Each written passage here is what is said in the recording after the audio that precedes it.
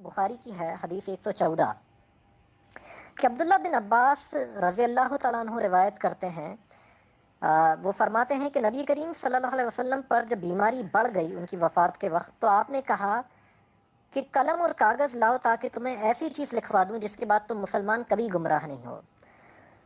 तो हज़रत उमर जो थे, उमर इब्न ख़त्ताब, उन्होंने कहा कि हमें ऐसी किसी चीज़ की कोई ज़रूरत नहीं, अल्लाह के नबी पर बीमारी की सख्ती का दबाव है, हमारे दरमियान तो अल्लाह की किताब मौजूद है, वो हमारी हिदायत के लिए काफ़ी है, हमारी रहनुमाई के लिए।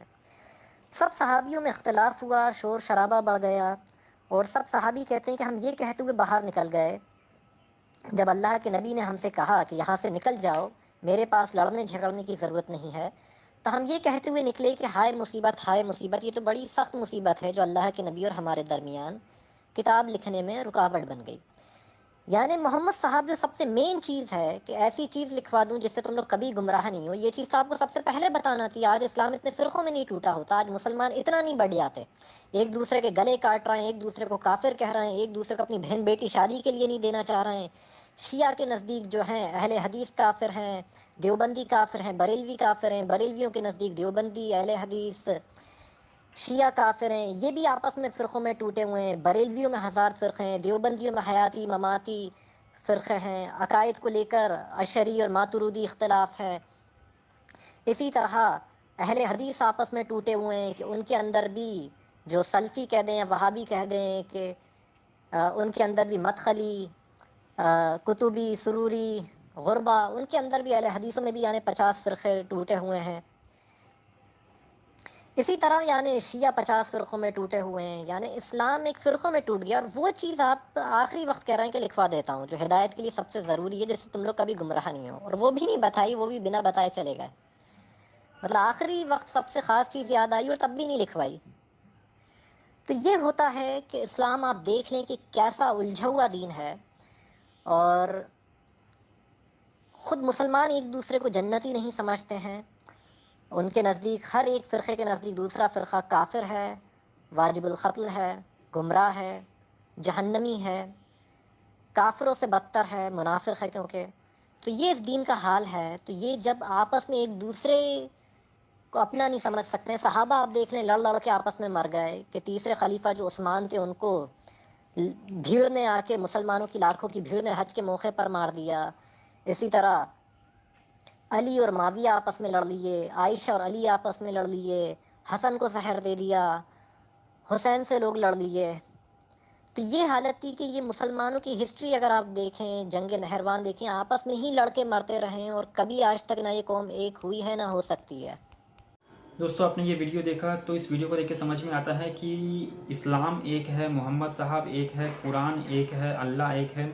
लेकिन इस्लाम को मानने वाले जो मुसलमान हैं वो कई सारे फ़िरक़ों में बटे हुए हैं। तो मुसलमान लोगों से मेरा ये प्रश्न है कि जब आपका इस्लाम एक है, अल्लाह एक है, कुरान एक है और नबी मोहम्मद साहब जब एक है, तो इस्लाम जो है अगर इतना अच्छा मजहब है तो इतने सारे फ़िरक़ों में कैसे बट गया? ये सवाल का जवाब तो मुसलमानों को देना चाहिए। इस्लाम में जो है इतने सारे फ़िरके कैसे हो गए? सिया है, सुन्नी है, अहमदिया है, कुर्द है, हजारा है, बरेलवी है, देवबंदी है, वहाबी है, सल्फ़ी है, न जाने कितने कितने फ़िरके जो है इस्लाम में जो है बन चुके हैं। तो मुसलमान लोग जो है वो हिंदुओं को बोलते हैं कि हिंदुओं के इतने सारे देवी देवता हैं।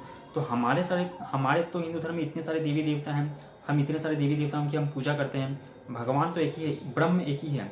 जैसे ये हथेली एक है, इसके उंगली ऊपर जाके 5 उंगली में बदल जाते हैं। उसी तरीके से ब्रह्म एक है, भगवान भी एक ही है, ब्रह्म एक ही है। उसी ब्रह्म का कई सारे रूप जो है, अवतार जो है वो भगवान और देवी देवताओं के रूप में है। या जो भी हो, मोटा तौर पे हमारे बहुत सारे देवी देवता हैं, बहुत सारे हिंदू धर्म में ग्रंथ भी हैं, इसलिए हिंदू धर्म में इतने सारे पंथ हैं। तो इसमें कोई हर्जा का बात भी नहीं है। इतने सारे जो है भगवान देवी देवता होने के बावजूद भी हिंदू जो है कभी एक दूसरे से लड़ाई नहीं करता। कभी भी राम का भक्त कृष्ण से लड़ाई नहीं करता, कृष्ण का भक्त जो है जो दुर्गा जी के भक्त के साथ में लड़ाई नहीं करता, कभी भी वो जो है गणेश जी के भक्त के साथ में लड़ाई नहीं करता। कोई भी हिंदू धर्म में कोई भी हिंदू एक दूसरे के साथ में कभी लड़ाई झगड़ा नहीं करता धर्म को लेकर। लेकिन इस्लाम में आप देखेंगे सिया जो है वो सुन्नी लोगों से नफरत करता है, उससे खून खराबा लड़ाई झगड़ा करता है। सुन्नी जो है वो सिया से नफरत करता है। दोनों जो है वो कादियानी मुसलमान से नफरत करता है। जो हजारा मुस्लिम हैं उनसे नफरत करता है, जो अहमदिया मुसलमान हैं उनसे नफरत करता है। पाकिस्तान में अहमदिया मुसलमान लोग का मस्जिद तोड़ दिया जाता है, बहुत सारी वीडियोस हैं। इसके अलावा जो है अफ़गानिस्तान में और पाकिस्तान में तो शिया मुसलमानों के जो मस्जिद है, अहमदिया मुसलमानों का जो मस्जिद है उसके ऊपर बॉम्ब ब्लास्ट हो जाता है, बल्कि मस्जिद में बॉम्ब ब्लास्ट हो जा रहा है।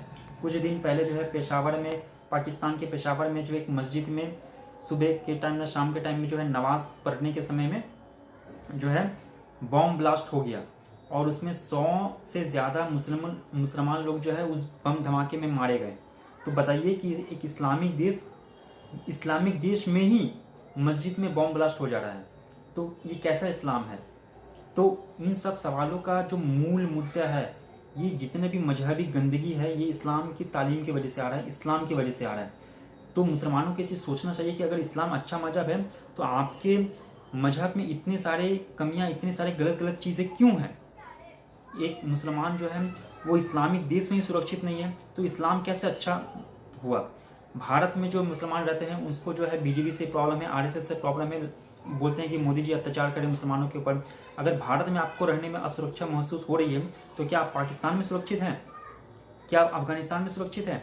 क्या आप सीरिया में सुरक्षित हैं? क्या आप इराक में सुरक्षित हैं? क्या आप यमन में, लेबनान में सुरक्षित हैं?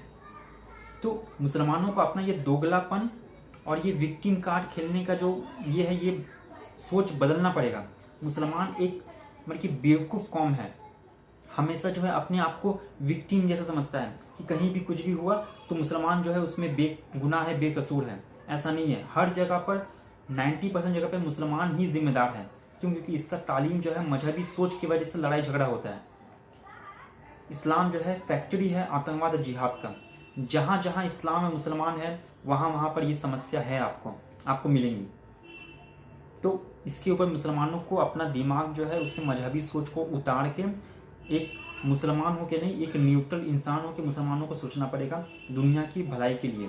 इसी में मुसलमान का भलाई है, इसी में दुनिया का भलाई है कि इस्लाम को छोड़िए, इस्लाम हटाओ, देश बचाओ, दुनिया बचाओ अभियान ये जारी रहना चाहिए। मुसलमानों को सोचना पड़ेगा कि इस्लाम को फॉलो करने की वजह से आप जो है आपने पाकिस्तान बर्बाद कर दिया, अफगानिस्तान बर्बाद कर दिया, सीरिया बर्बाद कर दिया, इराक बर्बाद कर दिया, यमन बर्बाद कर दिया, मुसलमानों ने इस्लाम को फॉलो करते करते।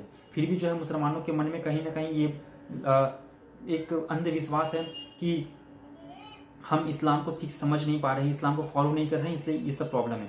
अरे आप दूसरे धर्मों के देशों को देखिए, जो भी नॉन इस्लामिक देश हैं वो तो इस्लाम को फॉलो नहीं करते हैं, फिर भी वो कितने तरक्की कर रहे हैं, कितने खुशहाल हैं। और आप जो है जाहिलियत में आप ज़िंदगी जी रहे हैं, मूर्खता में कि इस्लाम को फॉलो करना है, हम इस्लाम को फॉलो नहीं कर रहे हैं, इसकी वजह से ये समस्या है, इस्लाम को फॉलो करेंगे तो खुशहाली आ जाएगा। अरे भाई, इस्लाम को फॉलो करने की वजह से आज अफगानिस्तान, पाकिस्तान, सीरिया, इराक बर्बाद है। इसलिए जहाँ मुसलमान है, जहाँ इस्लाम है, वहीं पर हर समस्या है। इसलिए इस्लाम को त्यागना पड़ेगा, इस्लामिक मजहबी सोच को त्यागना पड़ेगा। इसी में मुसलमान और दुनिया का भलाई है। अगर आप एक मुसलमान हैं, इस वीडियो को देख रहे हैं, तो आप कमेंट बॉक्स में कमेंट करके बताइए कि आपका क्या समस्या है। मैं हर कमेंट का रिप्लाई करता हूँ। अगर आप हिंदू है, मेरी बातों से सहमत है, तो जय श्री राम, जय हिंदू राष्ट्र लिख के मेरा मनोबल को, उत्साह को आप बढ़ाइए। वीडियो को लाइक करिए, दोस्तों के साथ में ज़्यादा से ज़्यादा शेयर करिए और हिंदू राष्ट्र में अभियान में भागीदारी बनिए। चैनल को सब्सक्राइब नहीं किया है तो कृपया करके मेरे चैनल को सब्सक्राइब कर दीजिए। मैं इसी तरह का वीडियो लाते रहता हूँ। धन्यवाद। जय श्री राम, जय हिंदू राष्ट्र।